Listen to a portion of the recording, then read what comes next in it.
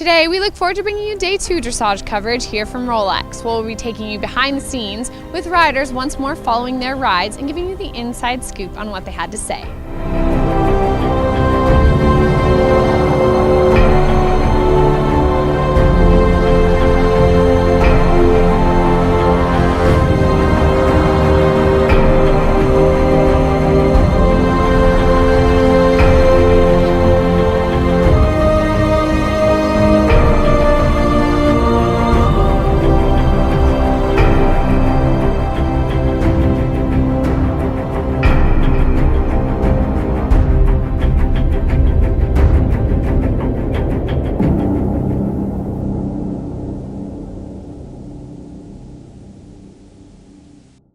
We're joined now by Allison Springer, who just put herself in the lead with an incredible test with Arthur. Allison, you guys have been here several times now and been very, very successful. Talk about being back in that Rolex ring.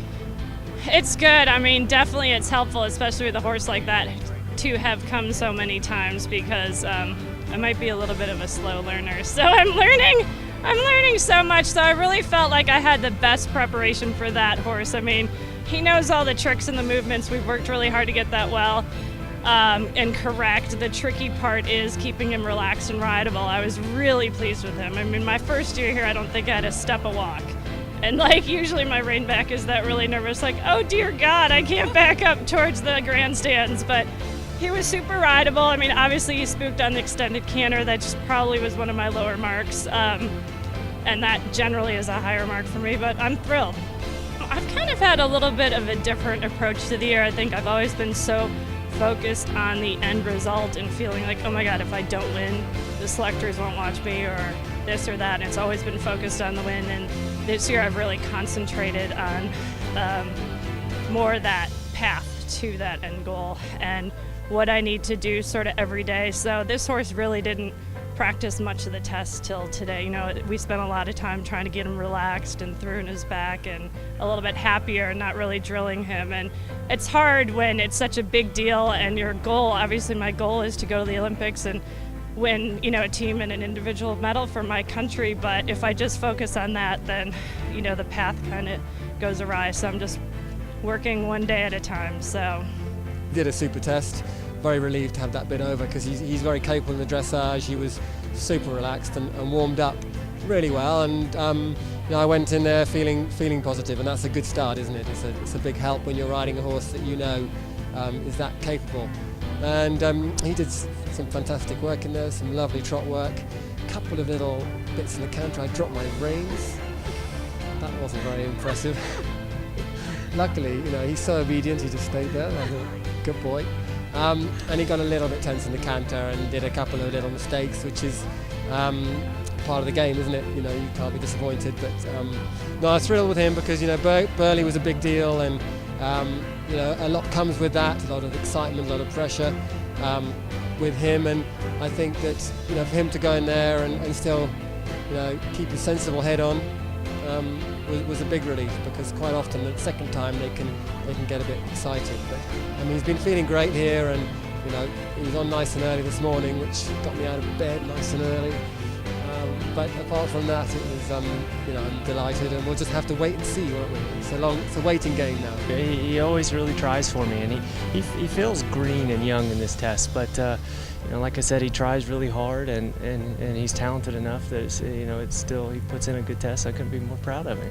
He's very, very young, only 9 years old here at Rolex, and it is his first time in Kentucky. So just talk about what it takes for a horse like that at that age to go into this environment. It's like nothing he's ever seen before up until now.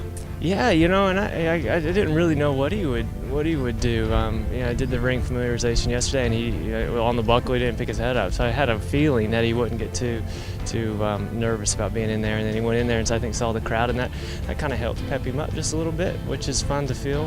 And it just makes him a good competitor, because then he doesn't get too nervous. He can't handle it. Actually helps you a little bit in the test. So he handled it great. Absolutely. We have a lot of supporters here. We've seen the white Montgomery jackets everywhere. Clark's ladies, we're calling them a little bit. Going into tomorrow, what are you looking for from him? Well, I'm looking for him to feel confident. You know, I mean, there's definitely some difficult questions. I mean, Not so much. I don't think technically, but they're big, and it's big kind of over and over. So I just hope that he feels confident and that he doesn't get too tired. And if he does, I'll take care of him and just try to get him home clean. We're here now, the Team Montgomery cheering squad, ladies.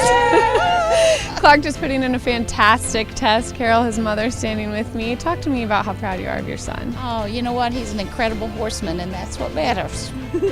And we have Grandma here too. You guys have traveled far to get here, and just talk about the whole Rolex experience. Oh, it's just been fabulous. It really has. And I'm so proud of my grandson. Well, we also have horse owner, everybody here who kind of has helped along the way, and they will definitely be cheering for Clark tomorrow, very loud, I'm sure, from across the course. So be sure to be on the lookout for the Montgomery clan.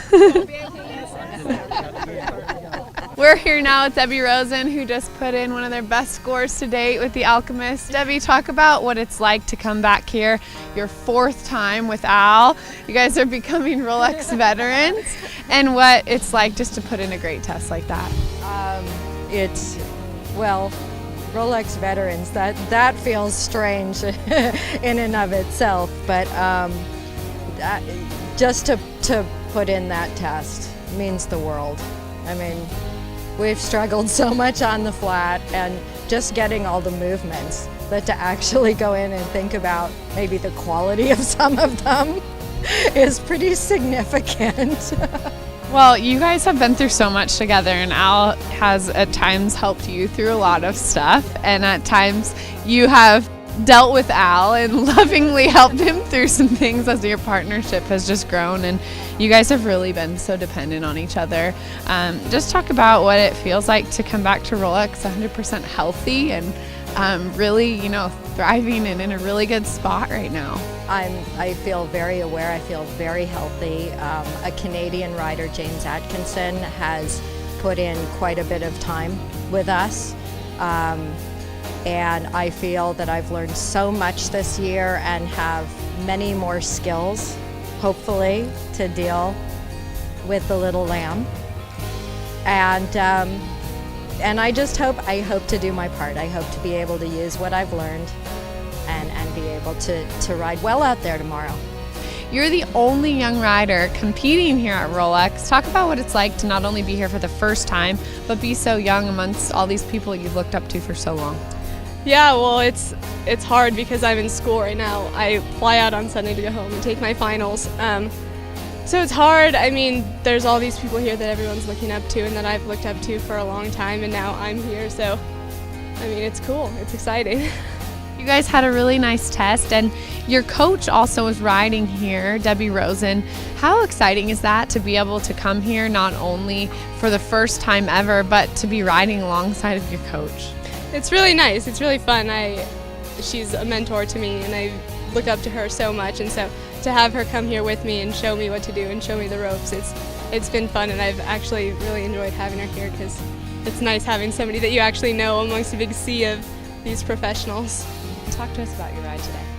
I'm thrilled with her. She was lovely throughout. It's the first time she's been in a big arena like that, so I'm really pleased. There was just one little mistake, but she worked pretty much as well as she could, so we're all happy.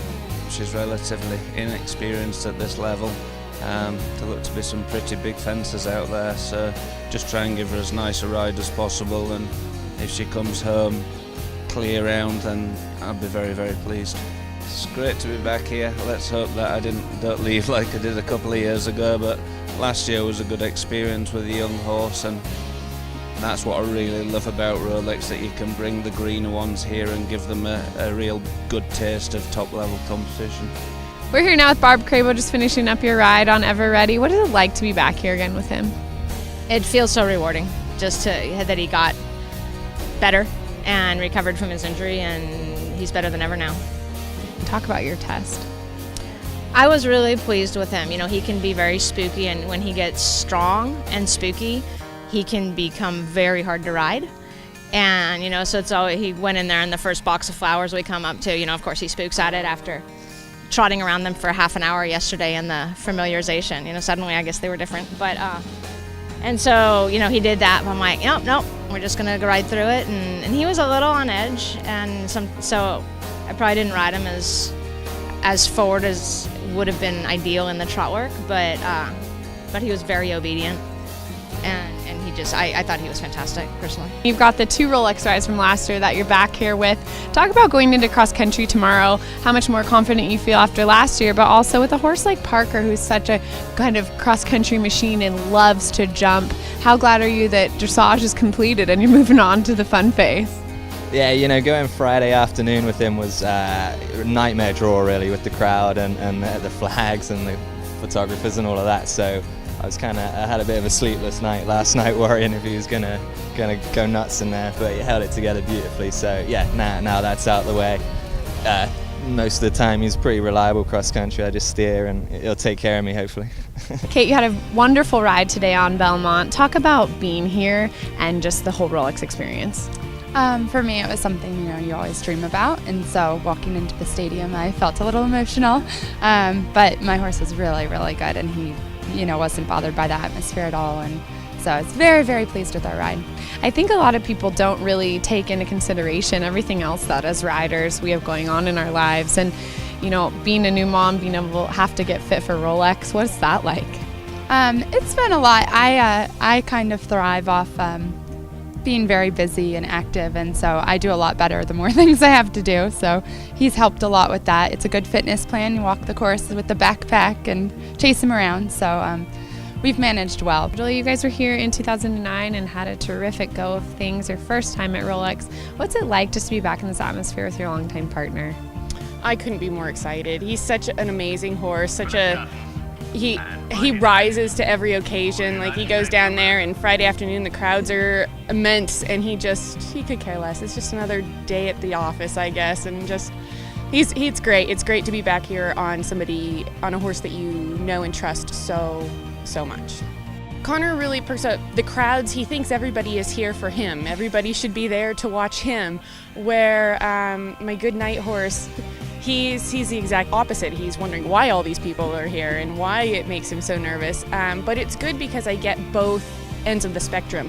Connor gives me so much confidence. I ignore the crowds when I'm on him, and he puffs himself up, and it gives me so much confidence so that I can get on Ari and try and create the same feeling that Connor gives me. So it's really great that I have something to pull from. I'm here now with Libby Grace Cornett, and we are finishing the wrap-up of dressage competition. Libby, tell us what it's like to be here watching Rolex. It's really fun and really great, and it's my first time to see dressage, and it's just really excited. I was so excited when I was coming here in the car, because we don't really live here in Lexington, but I do live here somewhere part of Kentucky. And do you ride horses? Yes, I take horseback riding lessons. And how old are you? 7. 7. And someday do you hope to come back here as a rider? Yeah, I do. Tonight, members of both the racehorse and eventing communities gathered here at Keeneland in order to mingle with one another and talk about the possibility of giving racehorses a new home and a new career after they're done racing. We're here now with Kristen Warner, our representative from the Jockey Club Thoroughbred Incentive Program. And Kristen, just tell us a little bit about what this whole gathering here is about tonight. Sure. Well, our plan for the Thoroughbred Incentive Program is to expand it. Initially, it was for sponsorship of horse shows and a couple of year-end awards. What we'd like to do now, though, is figure out how we can more effectively move thoroughbreds off of racing and off the backside and into a second career as a sport horse. So the event tonight was to sort of start that process. We wanted to bring in both thoroughbred and sport horse trainers, owners, riders, kind of everybody involved in both industries, and figure out what a long-term networking solution can be to move horses more effectively into that second career. A lot of the horses they're incredibly familiar with, such as the Foreman and Courageous Comet, Titanium. A lot of horses competing actually at Rolex this week had careers as racehorses beforehand, and I think that after a lot of years go by and they're hugely successful in the eventing world, we kind of lose track of where some of them came from. And this program's not only for the eventing community, but to go widespread in order to help racehorses who've been successful or not successful at the track find a home afterwards. Talk about kind of the incentive program and its start and its roots this year in the eventing community. Okay. Well, the Thoroughbred Incentive Program does cover every discipline. So we have sponsorship at horse shows. We opened it up last year for application. We have everything from local horse shows all the way up to Rolex. We're offering a Thoroughbred Incentive Award at Rolex for the High Point Thoroughbred. The best way I can describe kind of what the program was intended to do is to encourage people to go out and get a thoroughbred and ride it. Whether it's dressage, whether it's eventing, whether it's hunter jumpers, or just a trail riding horse. We want to find more homes for these horses as they come off of the racetrack. We believe the thoroughbred is an incredible athlete.